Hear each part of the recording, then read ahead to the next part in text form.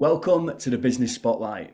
My name's James Burke, and today we've got John Bowden with us from Atec Engineering Solutions. This is going to be a really cool session. John has got a big vision for the whole manufacturing industry, actually, and he's going to share his story with us today. But I don't want to tell him, John, too much about your story. That's what you're here to do. Welcome to the Business Spotlight. Great to have you with us. Thanks, James. Really nice to be on board. Looking forward to the interview and sharing a few stories. Yeah, me too. Looking forward to hearing him. So John, let's take the guys back to the beginning. I know you've had quite a career, right? You was head of engineering at Leonardo, and then you started at ATEC. Take us through the journey, take us through the growth journey and what you've learned en route. Talk us through your history. Over to you. Yeah, absolutely. So I think, like most people, kind of growing up, I had literally zero idea what I wanted to do. Beyond the usual suspects of you want to be a footballer, you want to be all these kind of these roles that are in the main not achievable. So I probably got to a point where I was 17, 18 years old and thinking, I've got two choices now. I get a job or I go to uni, and that seemed to be where school takes you. I was really set on not going to uni. I really felt like I'd done education and I wanted to do something else. And I didn't know what that was. So, really didn't have a strong drive. I want to be this role. So my influence was my granddad, and my granddad was a mechanic. And so from being 12, sort of, in fact, probably earlier, 9, 10 years old, he'd fix cars in his garage.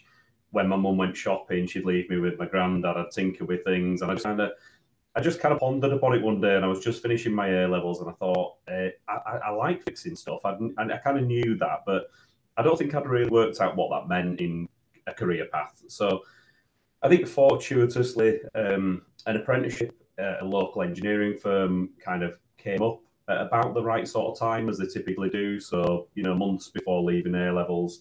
And the local company made tanks, so battle tanks for defense sector. It was like a cool factory as well. So I threw myself into it, and I didn't really know what I was throwing myself into. It was a bit of this would be brilliant. I think this is good. I don't know what manufacturers do and engineers do. So, and I was fortunate enough from, I think, over 200 candidates down to 4. I managed to get through that. That was the first sort of success, I guess, was, getting a place on an apprenticeship. Again, I didn't know that much about apprenticeships, but I spent the next 4 years going through this really, really, really good, solid, diverse apprenticeship that taught me a million and one things that I probably never appreciated were so good until probably a decade or 15 years later. Um, and being a big company, because it was at the time it was Vickers Defence Systems, they were later BAE Systems. They had a brilliant apprenticeship, and I was so fortunate to have the apprenticeship I had. I got to see so much that I think such a diversity of roles and jobs and different things that kind of start to mold you, don't they, a little bit. And before I knew it, I was in engineering roles, and then started leading some teams, and I kind of, it was interesting, and I was lapping it up really, and I've always had that attitude of when people give you an opportunity, just say yes, even if you're not sure what it is and you're not sure if you can do it. Kind of just throw yourself in. And that just took me in lots of different departments. And I just, over the decade from starting my apprenticeship, I just did all sorts. I found myself in, out in Kuwait upgrading tanks. So I was in war zones and just things that, yeah, how would you ever write that down? It's not something you kind of think's going to be on your journey. Got to travel internationally, got to see some really, got loads of really good people around me, great mentors, as I know they are now. At the time, they were just, good bosses and nice people, but they were all, I think they saw something in me. So they were sort of pushing me to say, I think you'll be good at this. Or that's a good idea. Why don't you voice it? When I probably didn't have the confidence to maybe do that. So I had some good people around me who, pushed me, and I found myself sort of progressing, through a bit of a career path without really me feeling like I was directing it myself. If I'm honest, it was, if something looked good and it looked interesting, I'd go for it. And that sort of 10 years, I guess, gave me a really good grounding of, engineering and manufacturing and lots of different skills that didn't really form one role. There were sort of lots of different bits that I knew, and but I think when I got to the end of that 10 years, I felt like I was ready for a change. I was starting to sort of stifle in one place, and yeah, I moved into a company called Celex, who became Leonardo as initially as quality manager, then as head of engineering, and kind of again just had good people around me. Lots of kept up that keep throwing myself into stuff. We need somebody to go to America to negotiate this deal. Yeah, go on. I'll count me in. I'll go and try that. I'm not a salesperson, but I'm happy to support it technically. And I think that's been that's been where I've kind of been probably for that first 16 or 17 years in the industry. And then I obviously got the opportunity here to move to Atec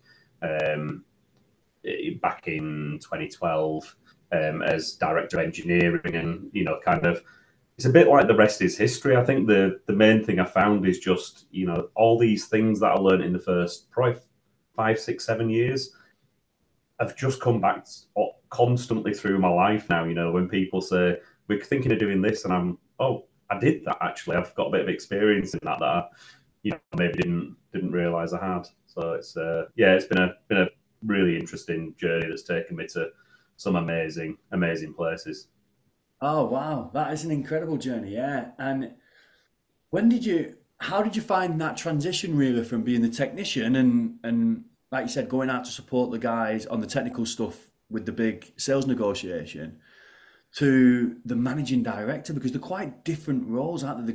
The great technician doesn't always create a great business leader and driving a business. No, It can be different skills. So how did you find that transition? I think the hardest transition is your first step into management, because it's that one where you step from being one of the team to kind of then leading a team, and you're naturally a bit more on the outside. Then you're not. I think you've just got to get used to the fact that you might not be invited to everything, and you might not be part of all conversations anymore. And I think that's a difficult one to swallow as a human, because if we inherently want to be around people, be involved, we want to be a team, and you're still the team, but you're now leading the team, and that's just. I think that was the hardest sort of step, was the first step out. I think the steps from that point forwards were easier, because they were almost different flavors of the same thing. You stepped up again, slightly different peers, different things you were looking at day to day. But I think the step into managing director, one of the biggest steps there was almost everything I've learned over the previous 20 some years. A lot of it wasn't important anymore. So all that technical skill and all those other things that I'd done actually weren't why I'm here. They're not the reason for me leading the business. So, and that was interesting for me, because actually letting go of all of that and letting other people do that stuff is, I think, harder than people appreciate. Because actually the reason you step along the train is because of those skills. And there's a certain point where actually they're not the right skills anymore, and you've got to have, hopefully you've created some of them, but you don't have all the skills anymore. You've got some new ones to learn. And yeah, I think the step into managing director was quite a big step back. I don't know everything now. Yeah. And I think I prided myself as technical director. I could have answered almost any question in the factory. I knew about it. And now I sit here in an office and everybody else is talking about that stuff. And I only know this much now. So yeah, that's been a bit of a transition. Which we see a lot of different business owners go through, right? When they've got to stop being the technician and they work through management, and then they've got to run the business. And you're right, it's a completely different skill set. What would you say have been the biggest skills that you've learned through that transition and becoming the managing director? I think it happened before the managing director step up, but kind of learning about the principles of leadership, understanding, how you lead a team, right, and then the difference between sort of managing and leading, I think has been something that's been a journey, because I think all of us assume we know the differences. We think we do a good job of it, and the reality is you do some stuff well, you don't do some stuff so well. So I spent quite a lot of years in the Manufacturers Alliance, which is a kind of peer group in sort of the north of England, and they make you do 360 feedback sessions on quite regularly. So your peers and your team tell you what you're good at and what you're not so good at, and I think the first time you do that, that's quite raw. Nobody wants to hear you're not very good at stuff. But I think that's the leadership mindset, is that actually that is the good stuff, because that's your area for growth. And I think if you think you're good at something and everybody else thinks you're not, there's an issue there, isn't there, in terms of self-awareness. And so actually that journey's been really, really good. And that's prepared me really well, I think, for going into the MD role, because I clearly am not a 10 out of 10 in you know, every aspect of being a leader. And some things you have to accept that maybe you're not a 10 and you won't be a 10. And again, that if you're a bit of a perfectionist, and I can be, that's hard to sort of, get through that. But I think but you have to. So yeah, I think the hardest part is not knowing everything, learning a different way to deal with people, allowing others to be the ones who carry the kind of candle day to day. And being there really to support people as much as anything. So quite often you're there for, most of my management meetings, for the managers to come to me with things they want from me. Whereas I think when I was a manager before, I was always asking for a status of things, what's going on, where's everything up to. Whereas some of the meetings now are 2 minutes, because they come in and they say, I'm all good, and it's like, right, okay. You don't need me. Good. Okay. I'll get back to looking at strategy and other things. Yeah. Nice. So I saw a lot of humility there actually, John, as you was talking through the journey. And two big things that I took from that is, one, whether you're going from being an employee to taking on really serious senior roles, or whether the business owners go through the same cycle when it's their own business, but it's just got a different job title, I suppose. But they're literally going from being the technician to having a small team to manage to having a business to run. Yeah. And what I heard you say was, at first it was kind of that swallowing the bitter pill almost, but having the Yeah. humility to go, okay, I was good at everything, but I'm going to have to leave all of that behind, which, as you Yeah. said, is challenging, but it's a critical step, isn't it? If you're going to step up and 100%. Yeah.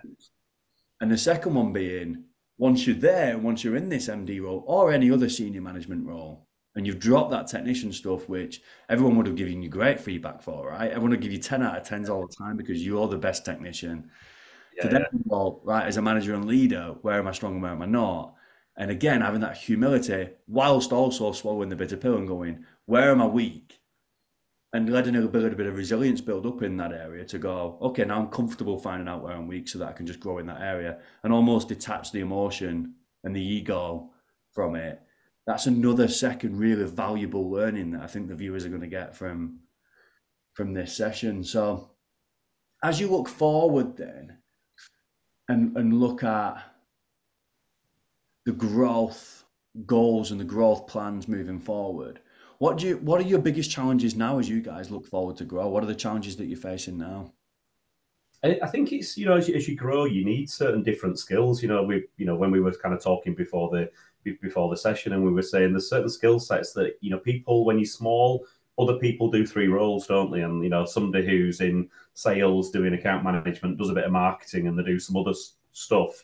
And as you grow, that's not acceptable, is it? You can't live like that anymore. And you need to bring skills in that are, world leading skills. You're not just us having a go. And I think, and that's where some of the humility of accepting you've got blind spots or weak areas, you need to be looking at those, because your next steps that you need, so if you're not very financially astute as an MD, you're focused elsewhere, then you need somebody really, really good in your finance team who's going to complement and contrast to kind of where you're good and where you're not quite so strong. And I think you've just got to accept that those things are going to happen along the way, that you're going to need some different skills. I think it's never nice to talk around, but you'll outgrow some people as well. So some people who are good and the right people today are not necessarily going to be the right people in 5 years and 10 years time, when the business looks different, and you're working on different projects. The sort of the size of things is different, the complexity differs, those types of things. And I think you just have to be prepared that there's going to be some tough decisions as well. And I think there's a recognition at times that you're not going to be the right person as well, because you're part of that. You might be the greatest MD in the world today, or as the 360 tells you, probably not. Let's be honest. But you might well be the wrong person, for 5 years' time, when when the business grows again or you go to the next stage, you might just need somebody a little different to yourself. And I think that's proper self awareness when you get to that stage. If you can really appreciate not only have you got team members who are not quite right, but you're also maybe you aren't too.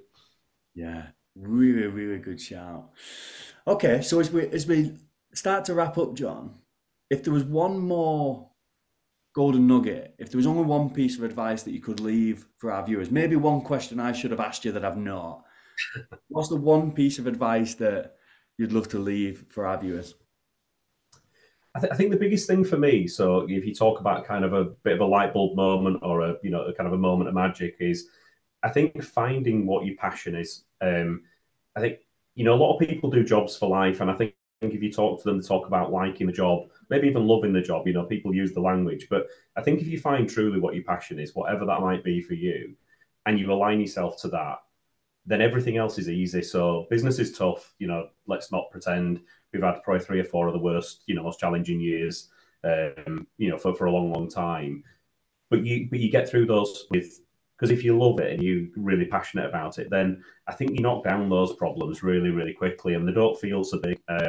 So I just think people don't, in leadership, don't spend a lot of time thinking about those types of things. Most of us don't have any time out because we're all full on, doing growing. So I think take time out, talk to people outside of your business, find what your passion is. And I think if you find it, go with it. And if that means that you're no longer the MD because actually your passion's somewhere else in a business, you're a brilliant ops director, that's good. I think just go with it. You're in your right place, aren't you? Yeah, for sure. Yeah, I think that's brilliant advice. Really great advice, John. I've thoroughly enjoyed hearing your story. I've thoroughly enjoyed getting the nuggets, getting those learnings, and like I said, the big takeaway is having that humility to go. Actually, I don't need to be attached to everything anymore. I need to step up and run the business, and also look at where you're weak, and even be self-aware to go. Maybe I'm not the right person to do this job anymore. Yeah. These have just been really, really incredible learnings and some real key takeaways. So, John, if our viewers have got any questions and they want to get in touch, where's the best place for them to get in touch? I mean, they can get in touch through our website, so www.atec.solutions. Or I'm really happy, to be honest, for people to contact me directly. I do a lot of things outside of here, so if you want to share kind of email, my email address, I'm more than happy to field any questions. And we're a very open door company as well. So if people want to come and have a look at what we do, if they're in the manufacturing sector and want to see a little bit of what we do, learn from each other, which I think is critical. And yeah, please get in touch. Yeah, I think that's a great shout. John, thank you so much for taking the time out to share your learnings with our viewers. Brilliant. Thanks a lot, James.